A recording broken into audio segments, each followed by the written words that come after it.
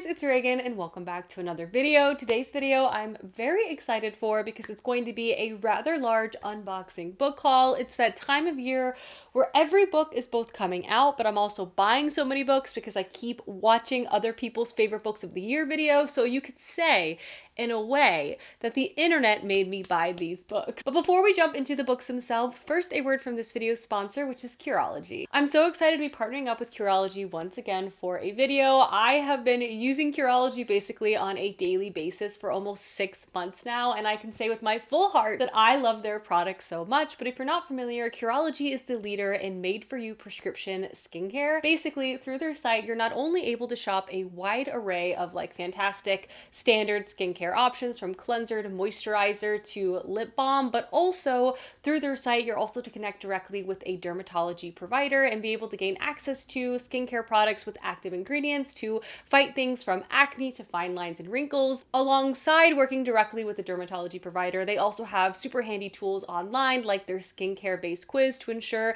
that you're able to communicate not only your needs for your skin, but also help you connect and get the products that you need, which I think is amazing. Obviously, in terms of the products I have been using and loving on a regular basis, first and foremost, I have been using a retinoid-based product, which I was able to access through my dermatology provider, and I've been using it every single night, and I have been loving the results. This product basically targets not only fine lines and wrinkles, but also dark spots, and in general just adds like a firmness back into your skin. And now that I've been using it on such a consistent basis, I honestly can say I've been so happy with the results of this product, and I'm going to continue to be using it every single night. On top of that, I've also been loving their Rich Moisturizer, which I know I have mentioned before, but it's like a heavy duty, thick moisturizer that doesn't leave behind a greasy residue, which I need for my very sensitive, very dry skin.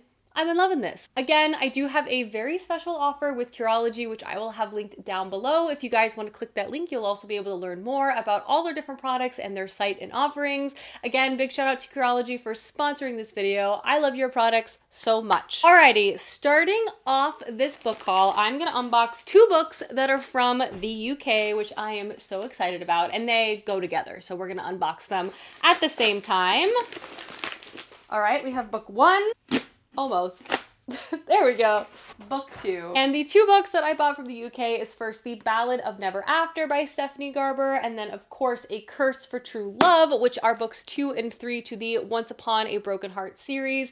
I was able to acquire the first book in the beautiful hardcover UK edition. I don't know how. Apparently that book is actually like very difficult to get your hands on, and I just somehow got a restock that happened on Blackwell's, which is where I bought both of these books. That being said, unfortunately, book 2 is near impossible to find in hardcover unless you want to pay like a very premium price for it. So I decided to just settle with the paperback, not a big deal, because I still wanted all of my editions to match. But I did pick up books 2 and 3, not only because I didn't want these to sell out, especially book 3, but also because I want to carry on with this series soon because I was truly so delighted with book 1. But if you're not familiar, this series basically is set in the same world as the Caraval series by Stephanie Garber, but you don't technically need to read that first trilogy before jumping into this. I personally did not and was not confused in any way, shape, or form. But this series is very much written like a very charming and delightful fairy tale. We're introduced to our main character, Evangeline Fox, and she basically, at the beginning of book 1, has her heart broken. The love of her life, or who she thinks is the love of her life, is marrying somebody else, and she is heartbroken. So she decides to go to the God of Broken Hearts and strike a deal to hopefully not only fix her broken heart, but get the love of her life back. He agrees to help her in exchange for 3 kisses of his choosing, and from there, like, Evangeline's life is thrown upside down. Not only does she become like the center of a lot of different men trying to romance her, but she's sort of pulled into a lot of different politics and also gets involved in the God of Broken Hearts schemes. The back and forth and the fun of book 1 just absolutely captured my attention. It's not a perfect book, but I just really was endeared to the main character. I loved the romance. It was like cheeky and fun and cute, and I love a fairy tale story. And anyway, because I love book 1 so much, I ended up picking up books 2 and 3, and I'm going to be adding these to my shelf they're so pretty. Next two books I'm going to show off are also a part of another series I'm hoping to marathon, and that is The Hawthorne Legacy and The Final Gambit by Jennifer Lynn Barnes. I picked up the first book, which is The Inheritance Games, and I've just heard so many good things about this. It's like a whodunit, mystery, competition, YA, sort of setup and story, and I kind of felt like it could be fun if I like marathon the full original 3 books for a reading vlog, so I decided to pick up the remaining 2 books. I do know that there are more books in this series, but I thought I would just start with the original 3, if you know what I mean. But this series basically follows our main character who, for some reason, inherits like a billionaire's entire fortune, but there are like rules and stipulations for her to get this money, and the first one is that she has to move into his estate and live alongside the family that this man just disinherited. The whole family is super suspicious of her, and the house is also full of lots of tricks and mysteries that she has to unlock. And I don't know, it just sounds like it could be really fun and playful and a quick read. So that is why I decided to pick up books 2 and 3, because I do want to marathon this soon and just see what I think, you know? The next book I have here, oh, that was very unsatisfying. I picked up because I saw a review of it online and it just sounded really good, if I'm being honest. And that is Terrace Story by Hilary Leichter. And this is said to be an intimate exploration of time, a fable about love, and an epic daydream for a broken-hearted world. This story centers our main character Annie and her daughter, and they live in a very small, cramped apartment. But one day, something very unexpected happens, and that is they stumble upon a very large terrace attached to their apartment that was never there previously, but the terrace only appears when one of their friends comes over.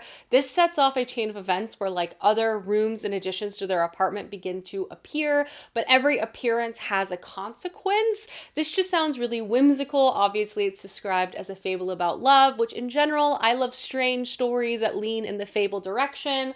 I've heard really great things about this, so I grabbed it. It was also on sale, which we love. It's not a very long book, so I also feel like this could be a good read to have in one of my sort of readathon style vlogs, so I grabbed this. The next book I picked up was The Pachinko Parlor, and this is just another literary fiction book I feel like I'm going to love so much. Said to be a nuanced and beguiling exploration of identity, otherness, and lost histories, and loneliness you can feel amongst your own family. In this story, we follow a variety of characters, but our main character is Claire, and her grandparents moved and emigrated to Japan from Korea many years ago and opened up a pachinko parlor there called Shiny, and it's still open to this day. Claire spends her day tutoring a young girl in an abandoned building and also just sort of hanging around her grandparents' home, and I believe we sort of explore different facets of these relationships within Claire's life and kind of the culmination of these various feelings kind of explored within this novel. Another really short book, but one I've heard just amazing things about, like exquisite, cinematic, not afraid of subtlety,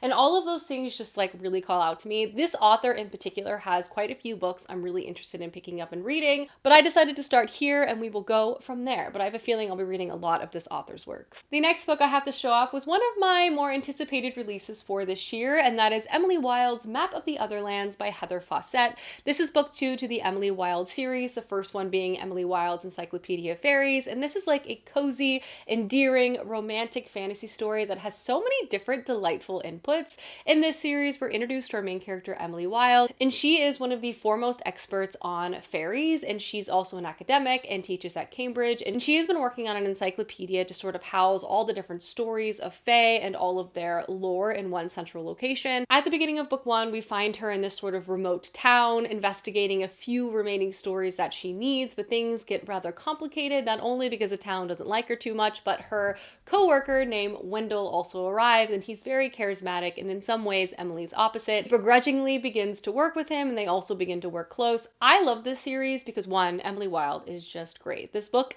and series is written like it's her diary and she's just so knowledgeable, but I also love that the series has romance, and it's a well-paced romance with more limited spice, but it's so cute and I just love their whole dynamic. But I also really appreciate that the fantasy and fae element of this book is not glossed over. There's so much interesting world building and information and exploration of the fae world included within this series, and I've actually already read this book and enjoyed this book, but yes, I did pick this up as well. Alrighty, moving on to another package. So the next book I have to show off, I'm honestly so confused as to why I didn't already own this. And after I saw Grace so many different favorite books of the year lists, I immediately was like, stop what you're doing, by that book. And that book is Blood Over Bright Heaven by M.L. Wang. This is the same author who also wrote The Sword of Kaigen, which is one of my personal favorite standalone fantasy books I have ever read. So not having read this yet honestly feels a little weird, but here we are. I've added it to my shelf. But this is set in a industrial magical utopia where magic is used to sort of progress society and technology alongside each other. In this story, we're following our main character who has been an orphan since the age of 4, and she's also been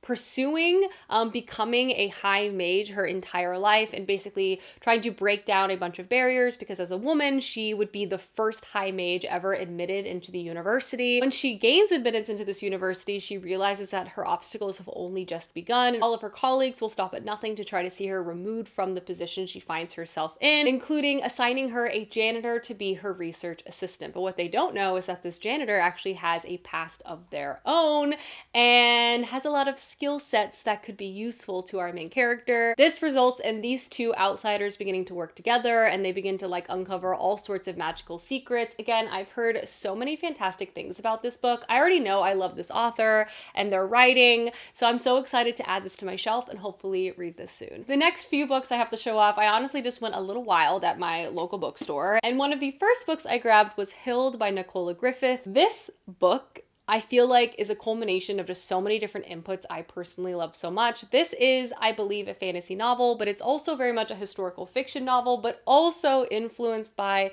the few historical records that we have for this very famous figure in history, which is Saint Hilda of Whitby, who is a girl from the 7th century. And we follow her as she becomes the seer to the king and indispensable in the politics of the Middle Ages of this time, and how this strange girl from the past was able to create and carve out power for herself, but also having to survive this very complicated balance of life and death and power. Again, this seems like this is going to be a very strange and beautiful book. I also really appreciate that it centers a historical figure that doesn't have too many records about her, but obviously even in our own history and what we know of her, it seems like there's some sort of fantastical element, and I'm just curious to read this story. I know a sequel recently came out, and in general, just all of the reviews around this book just really call out to me, and I just feel like this could be something I would really, really enjoy. Next up is a collection of short stories, because I am in my short story era, if I'm being honest, and that is Liberation Day by George Saunders. George Saunders is very famous, and he's also like one of the most lauded short story writers, and I've never read anything by him, so I thought I would start here. But this is said to be a collection of stories that explores power, ethics, and justice, and what it means to live in a community surrounded by fellow humans. His prose is said to not only be beautiful, but also wickedly funny, and just in general very, very challenging, and the topics of his short stories seem to kind of very wildly, which calls out to me. For example, one of the short stories in this book is called Love Letter, and it's a tender missive of a grandfather writing a story to his grandson, but also set in the midst of a dystopian political setting that could very much echo our own reality in the future. And I think he uses elements of absurdity to sort of give us like a clear-eyed view on not only what it means to be alive, what it means to connect with other people, and just humanity in general. I'm really excited to get to this. I hopefully will love it. I've heard fantastic things about it, so I did grab it. And the next book I grabbed was No One Is Talking About This by Patricia Lockwood, another short and strange sounding literary fiction book, which in general is kind of like right up my alley. I love short, weird books that kind of get me thinking, you know what I mean? But this book centers a viral social media like personality, and she's traveling the world to like meet a variety of people, and she's using this strange portal to be able to do this. But as she continues to use this portal, she believes it's sort of like infecting her brain in a way, and she begins to hear all of these different voices. But finally a message like pierces through to her, and that is a message from her mother telling her that she needs to come home because something has happened. And it says, as real life and its stakes collide with increasing absurd antics of the portal, the woman confronts a world that seems to contain an abundance of goodness, empathy, and justice, and a deluge of evidence to the contrary.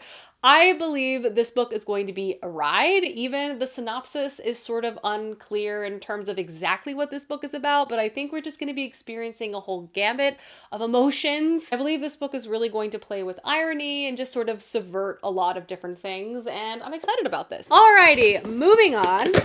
Oh yeah, I'm excited about this book. Alrighty, the next book I have to show off is actually a thriller, which I know I don't buy and read that many thrillers, but there was something about this one in particular that just sounded really interesting to me, and that is Happiness Falls by Angie Kim. This is this author's newest release, but I also know that their previous novel was also really well reviewed too, so if I like this, I'll definitely check that out. But the setup of this does sound like a thriller conspiracy that I personally would enjoy, and the reason why I was so intrigued by this book is that it is a thriller, but also a deep and intimate exploration of one family. Basically, the setup and synopsis of this is we follow one biracial Korean American family in Virginia, and at the beginning of this book, the father of the family goes missing, and no one in the family knows exactly what happened. And in this story, we begin to unravel not only this mystery, but begin to unravel this family itself. And I believe there's a lot of suspicion and just like a deeper look at everything that is going on. And this just feels like it's going to be really riveting. It also is said to be full of so many different shocking twists. Again, Angie Kim, I just feel like has had so many fantastic things said about her work. And so while I don't read a lot of thrillers, this seems like a combination of inputs that I personally could love. So I grabbed it. The next book I have to show off was actually sent to me by the publisher, and it sounds so good. And that is A Drop of Venom by Sanjni Patel. And this book is a dual perspective story that sounds very intense and very much a page turner. It explores the concept of what does it mean to be a monster in a world full of monsters and heroes. We follow our two main characters that at the beginning of the story actually meet and grow close. One is from a group of people who were forced to scatter after the current king took over, and the other is a monster hunter who's looking to chart a new path in his life. They meet at a temple and fall in love, but after a series of events occurs, resulting in one of our main characters falling off this temple and basically being bitten by a bunch of snakes, which imbues her with a variety of power, not only with like heightened senses, but also armor, but also now being called a monster. And our other main character, the retired monster hunter, is forced to hunt this new monster unbeknownst to him of who it actually is. Again, just the inputs and the inspiration of this sounds so interesting. I love the sort of complex setup of this book, and there's obviously going to be elements of dramatic irony and just intensity that I feel like will really flip me through the pages. I'm curious about this one. I also love this cover featuring our two main characters. Big fan. Thank you so much for sending this my way. Next book I picked up was Prophet Song by Paul Lynch. This was the winner of the Man Booker Prize last year, and I've again just only heard amazing things about it, and as you can see, I'm easily swayed. That is basically my excuse for picking up all of these books. This book is said to be exhilarating, terrifying, and surprisingly intimate. I have heard that this book is very dark in lots of different ways. It's set in sort of a dystopian near future setting in Ireland after a new government has sort of taken over the country, lending itself more towards tyranny. And our main character, who is a scientist and mother of four, finds herself answering the door to the newly formed secret police who is here to take in her husband for questioning. And now our main character must contend with what she is going to do now in terms of saving and protecting her family in this new reality. Again, I've heard literally only amazing things about this, said to be darkly lyrical and contemplative and just full of so many different themes to explore. I feel like this will be a very hard read, but a fantastic read. The next book that I have to show off was actually PR from my favorite local bookstore, which really makes me feel very special. But they sent over one of their Trust Fall books. They basically have like a quarterly bookish box that you can sign up for. And in the box, they have a hand-selected novel by the bookstore staff, and it's also signed. And they sent me Plain Bad Heroines by Emily Ann Danforth. And this book, honestly, I feel like is my Roman Empire. I have known about this book for so many years and have not read it. I've been so torn about my experience with this book, but I really feel like I would love this story so much because it's full of so many inputs I personally love. This is said to be like a gothic horror comedy story, in part set in an all-girls boarding school at the turn of the century, introducing us first to two characters that basically become obsessed with this memoir written by kind of like a scandalous author at the time. So obsessed, in fact, that they use it to center their secret book club, and also results in their very macabre deaths that impact the school from there. I believe this book is also set in present day. What happened then with this book club is also beginning to impact the present as well. I feel like this book is going to be dark, very lyrical. It also has illustrations throughout it. I'm curious about this. I feel strongly that I could love this very much. I'm so thrilled to add this to my shelf. Thank you so much, book people, for sending this my way. We have The Fool by Christopher Moore. This is the first book to a series by this author. I've owned the sequel for a long time, not realizing it was a sequel, so I decided to finally pick up the first book so I can kind of actually start this series. This is said to be like an outrageous, hilarious and bizarre retelling of a Shakespeare classic. This is said to be like a satiric, funny, over-the-top reimagining of Shakespeare's King Lear. And it's said to be full of gratuitous murder, spanking, maiming, treason, and heretofore unexplored heights of vulgarity and profanity. And it's also said that men and women around the world have found this book absolutely hilarious. I am not sure how I'm gonna feel about this book myself, but I do love a Shakespeare reimagining, and this just sounds so bizarre. And I love Terry Pratchett, and a lot of people make those parallels, so I decided to check this book out for myself. I also really appreciate that even like structurally, it's written in acts. We even have like a cast of characters, all of that. And I can't help myself.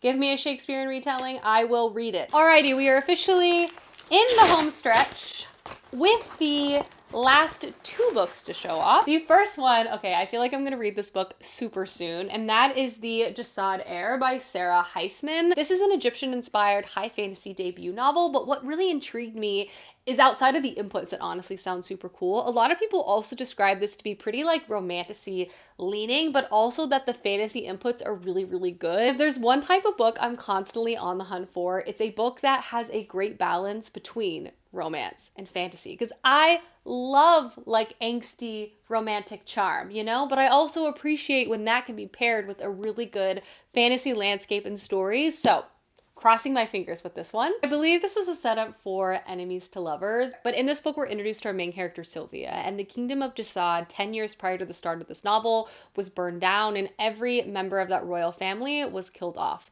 Or so they believe, because our main character, Sylvia, is actually the heir of Jad, and she has been in hiding for many, many years, kind of trying to keep a low profile, and of course not gain the attention of the new and current ruling body, except one day, due to a series of events, her magic is sort of caught, and now she has to make a deal with her like greatest enemy to help them track down other Jad rebels. And things get complicated very, very quickly. I've heard really good things about this. Again, I feel like I hear it's a great mix of a lot of different things, and I plan to pick this book up really, really soon, and I'm sure I'll do a reading vlog about it. And then the last book I picked up was Ancillary Mercy by Ann Leckie. Obviously, I read Ancillary Justice last year and loved it, and I have plans to read Ancillary Sword very, very soon, so I wanted to pick up the third and final book of this series. You might notice that I've pivoted to the new cover design that recently released, and I've also made the decision that I want to rebuy this whole series and have them match. I know